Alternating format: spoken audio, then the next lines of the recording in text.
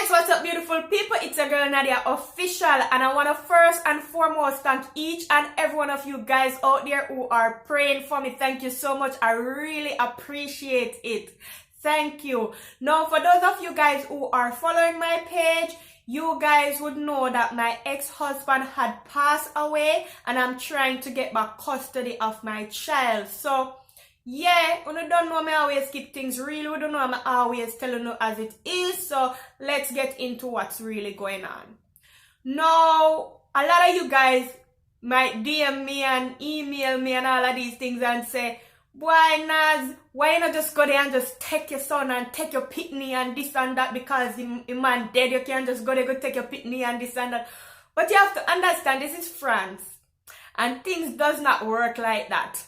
You understand? And like Jamaica where you can do that. No, you have a whole list of persons who are involved. You understand what I try to say? Social workers, psychologists, all of those things are all of those people are involved.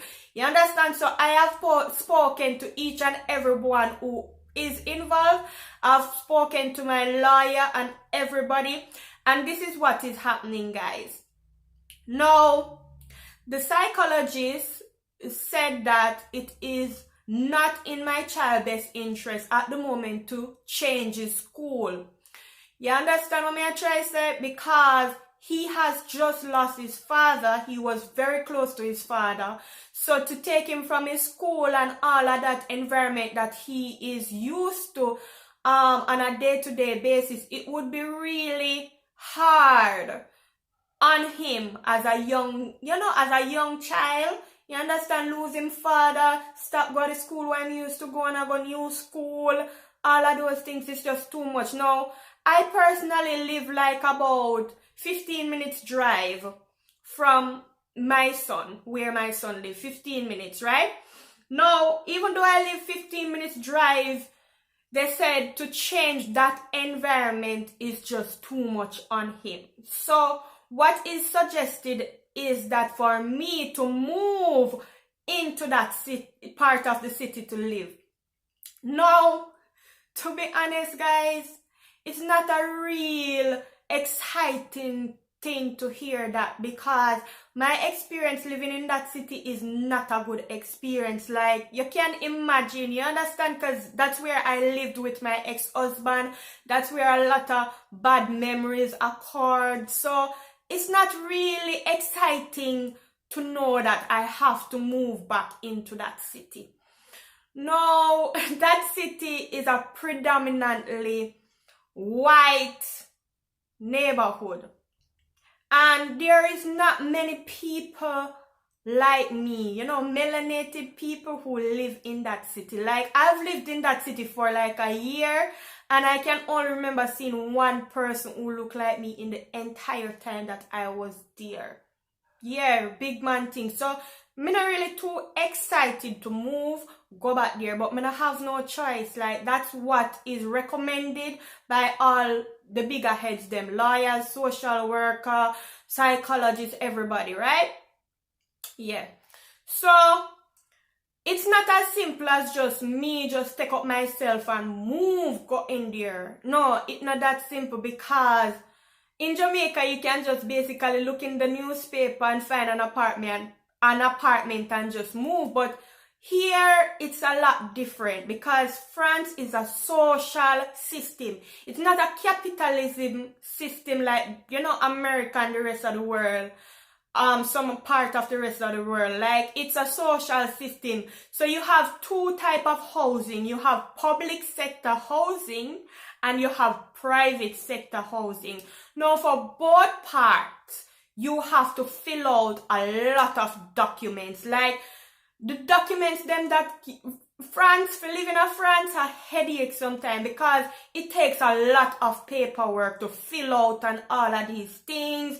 You have to provide proof of income. You have to provide proof of your last bills to show that you don't own a light bill where you live, you don't own a water bill where you live, you don't own a rent where you live. Like, it's a whole heap of things that you have to provide. Now, people, because of the job I do now, I had to quit my job because I cannot travel back and forth because sometimes I'm required to work in the night. So I cannot travel back and forth in those hours at night to travel to work and stuff like that. So I had to quit my job. So when you quit your job, to get house in the private sector is very difficult because you don't have no job. And even if you show them that you have money in the bank, they don't care how much money you have in the bank. They need you to have a job or have a guarantor. No, I don't know say me one day, I'm not a guarantor, so that's out of the question. So mainly I have to be looking apartment who would basically be okay with my situation to take me and give me the chance to live there. So it's a whole lot of ring around, it's a whole lot of paperwork, guys. Now, for the past couple of months, it has been really challenging trying to balance everything that I have going on, the paperwork, everything. And it's a lot of things that I have to do in regards to my son, psychologist meeting with social workers, meeting with job offices. Yeah. Trust me, it's a whole lot of headache and stress.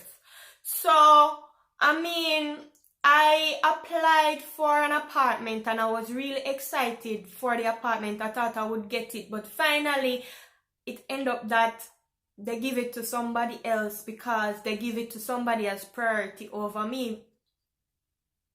So when you guys never did hear from me did I sweat bullets. Me not lie. I was sweating bullets because I'm nervous. You understand? Diarrhea for days. Girl, nervous. So when you guys see I'm posting all those motivational posts and stuff like that, these are things that I am basically telling myself to keep myself motivated, to keep my spirits up. So when I looked and I see that it's helping some of you guys out there, I continue to post my thoughts. Like those are my daily motivational thoughts to push forward because it's really challenging. In challenging times and challenging moments, you have to do whatever you can to push yourself. You understand? So I'm the type of person who I have some sticky notes. You guys know sticky notes, like me can't bother get up for sure no, but the little yellow sticky papers, yeah, and I write on it like all those little motivational things that you see I post, and I put it on my mirror that every time I wake up I can see it and stuff like that and feel, you know, motivated to push myself. You understand what I try to say? So everything where you guys see I am posting regarding to motivational quotes and stuff like that is stuff that I am basically telling myself. So if it's helping you guys out there too, you know, big up on yourself same way. You understand what I try to say? Each one of us have to help one of us. You understand what I try to say? So it has been a challenging time, and I just do the best what I can to keep my spirit up and stuff like that. Yeah, that are really and truly a go on. I mean, I have spoken to my son grandparents. I spoke to the grandfather, and I tell him that if we can really avoid going to the court, I would really appreciate that, because to be honest, it's not something I want to continuously do for the rest of my life. Like, to be honest, if these people can put their hatred towards me and work together for the better cause of my son, like, I'm willing to just put on the swords and the bullets and everything and just work for the better cause, because right now it's about my son and him getting the best life that he possibly can. Like, I'll be living here for the next 10 years of my life, and I don't want the next 10 years of my life to be a sword fight right through. Like, I don't really want that. So I spoke to him, but to be honest, with these people you never know, because it's the type of people them or looking at your face and tell you, say, don't worry, everything is okay. And then in the mail tomorrow morning, you just get a letter say you need to go to the courthouse. Like, trust me.